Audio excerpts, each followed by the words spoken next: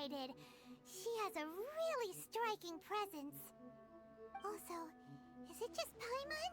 Or did she look right at us just now? It was probably nothing. It's not like she's ever seen us before. Keep away. Keep away from me. I gave up the art of the sword. Please, let me go, I beg you. As you can see, Lady Yae, Domon has persisted in this state for some time now. He appears to see those who have lost to him in duels past, gathered all around him to persecute him.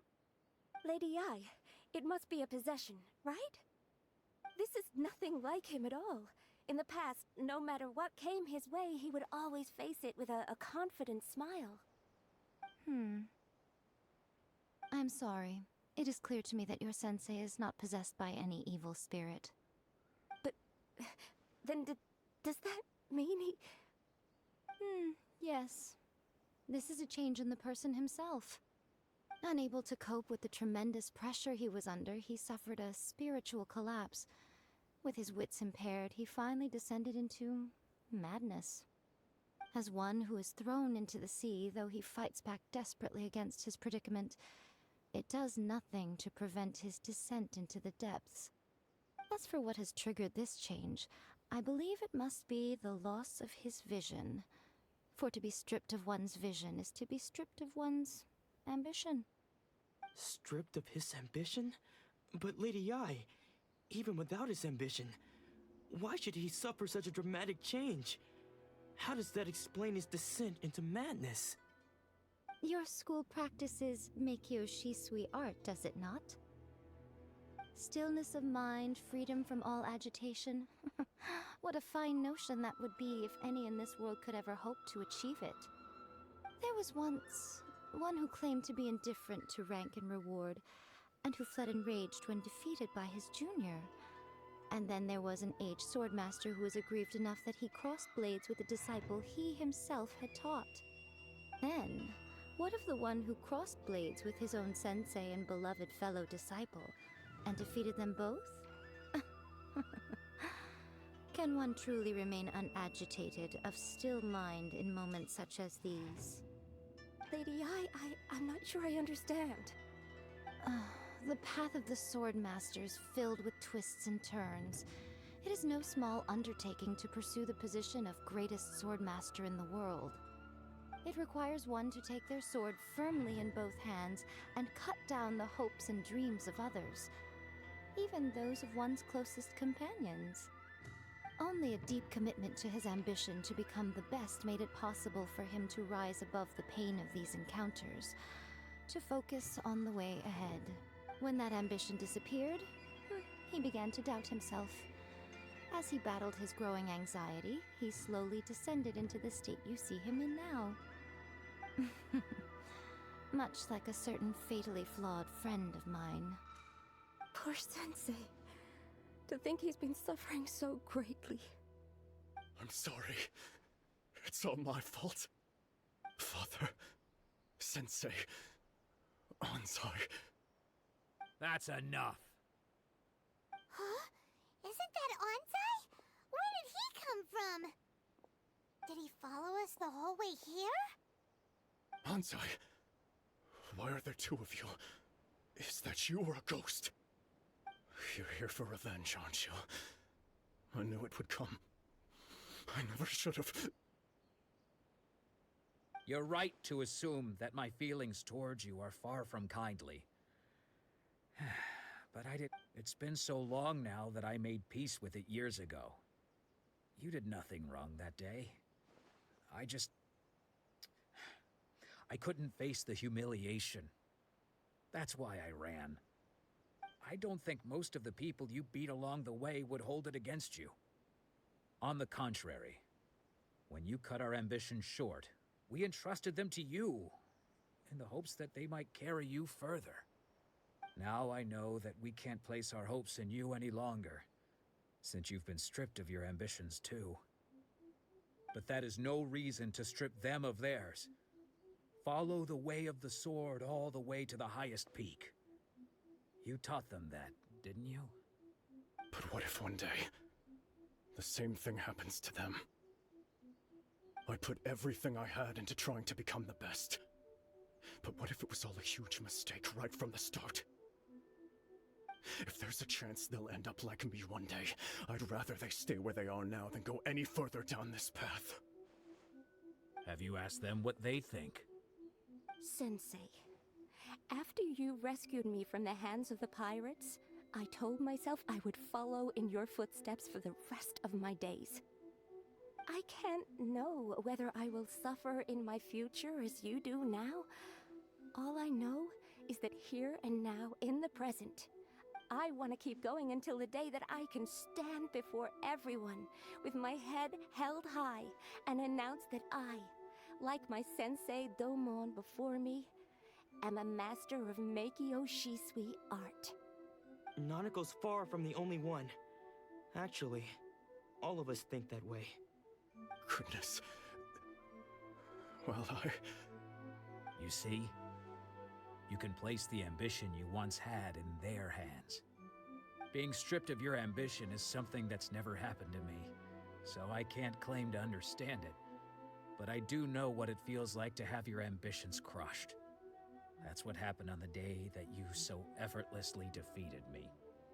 So, just as I once placed my ambitions onto you, it is time. You are not in the same position that I was.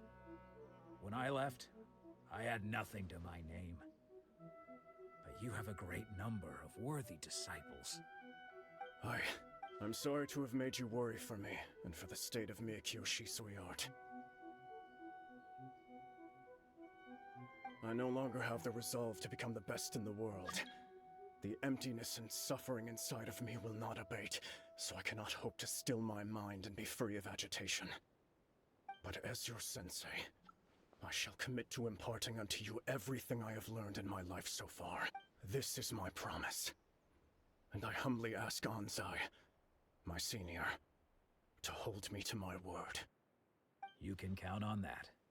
I'd be checking in on you occasionally anyway, just to make sure you hadn't lost your mind again. But I am now used to the life of a wanderer. I do not belong in the dojo anymore, so I will simply stop by once in a while to make sure you aren't cutting any corners with them. Well, don't just stand there staring at me. Say thank you to Lady Yai and then get yourself back home.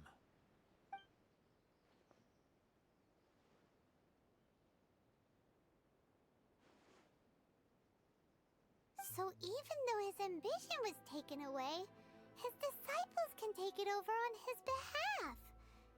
Traveler, a moment, please. Lady Yai has some words for you. So, my intuition was correct.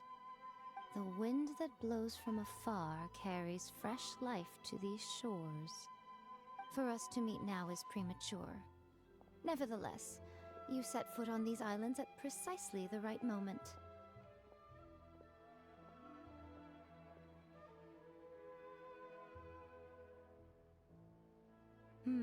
I have high hopes for you, child. Don't disappoint. Ooh, Lady Yai seems to have taken a real interest in you. She seems super mysterious.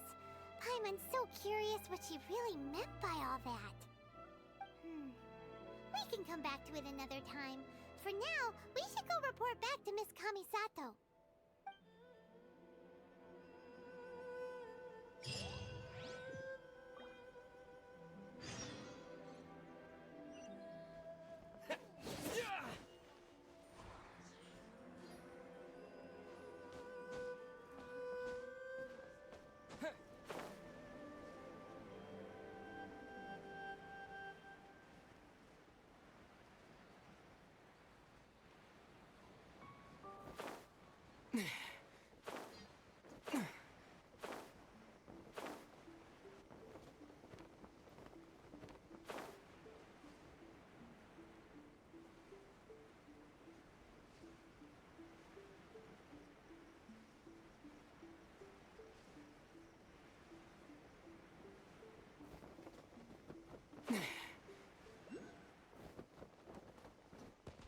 Maybe I wasn't meant for this world.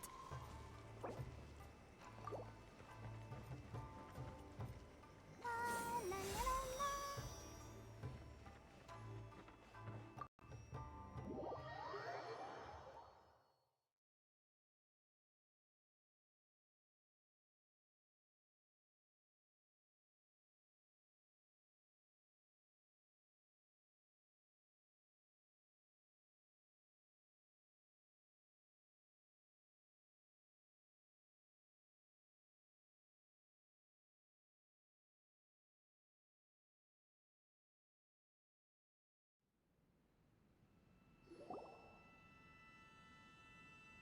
Oh, Ayaka!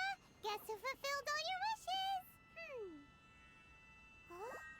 Ayaka! Huh? Huh?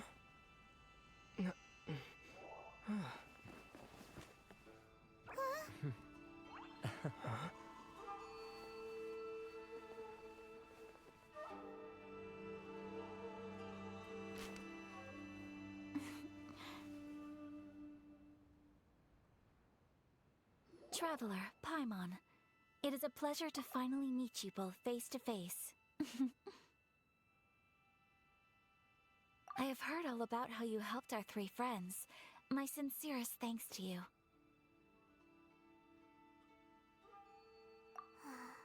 Yeah. Short of getting them their visions back, it seems like there's no way to really help them. Ayaka, how come this time you get to come out and meet us in person? Because now that you have done the 3 things I asked of you, I consider you to be my friends.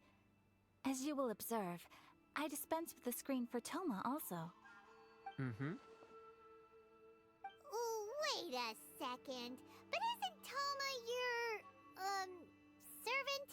Paimon's happy to help and all, but Paimon sure as heck did not sign up to be a servant. Oh.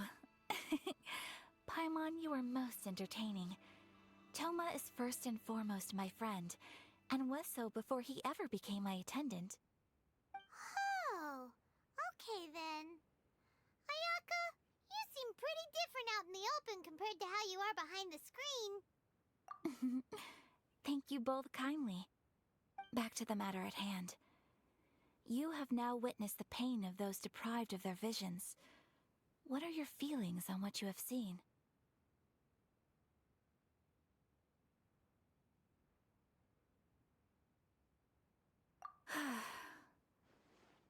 Perhaps in the eyes of a deity such as the almighty Shogun, the lives of those who inhabit the world are inconsequential. Thunders roar, lightnings flash, the winds assault, and the rains descent. All these things take place with no regard for the feelings of the common people. But I believe that surely you understand what they must endure.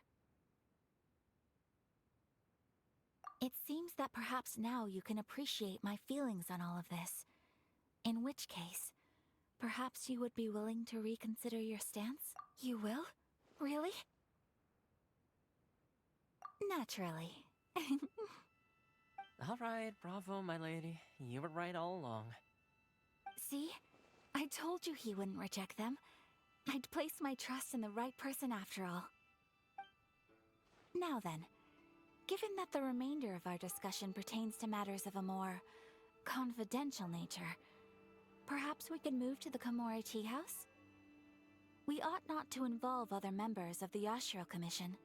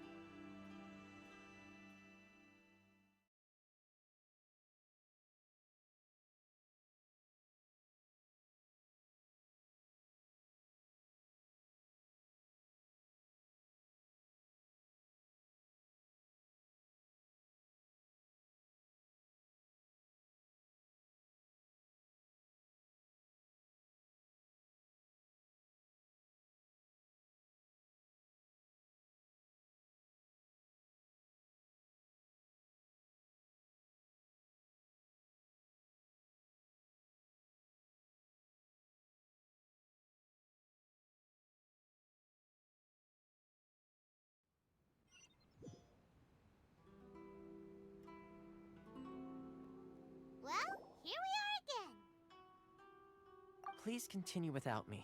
I'll keep watch. So, what's the deal with this place anyway? What makes it your favorite meeting spot?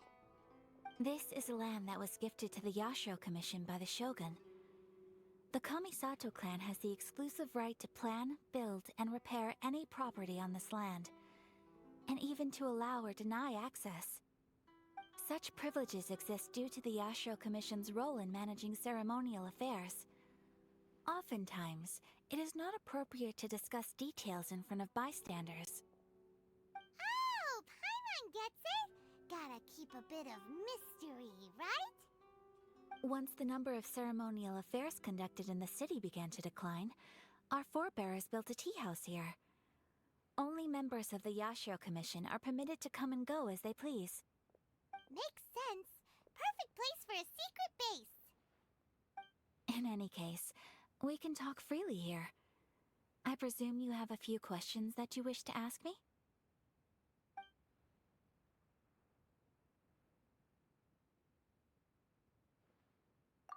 The almighty Shogun. I've seen her on but only a few occasions, most of them formal ceremonies. She inspires awe, commands respect, and exudes a sense of absolute authority. But as I recall, there was something else about her that struck me even more deeply. It was her almost complete lack of any emotion. In that sense, she appeared to me to be less of a ruler and more of, well, an executive official, I suppose. Focused exclusively on her single goal of implementing eternity, acting accordingly without feeling.